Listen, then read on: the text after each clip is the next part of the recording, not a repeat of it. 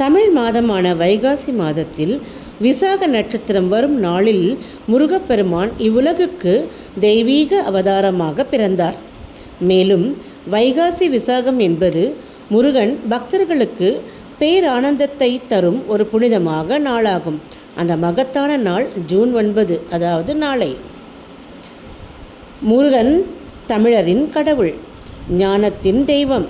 முருகனின் அருள் பெற வழிபட வேண்டிய மிக சிறந்த நாள் வைகாசி விசாகம்.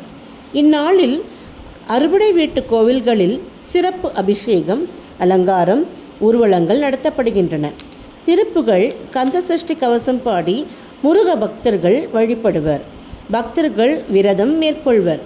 வள்ளியையும் தேவயானையும் திருமணம் செய்த நாள் என்று சிலர் நம்புகின்றனர். முருகன் அருள் பெற்று இனிதே வாழ்வோமாக. ஓம் முருகா.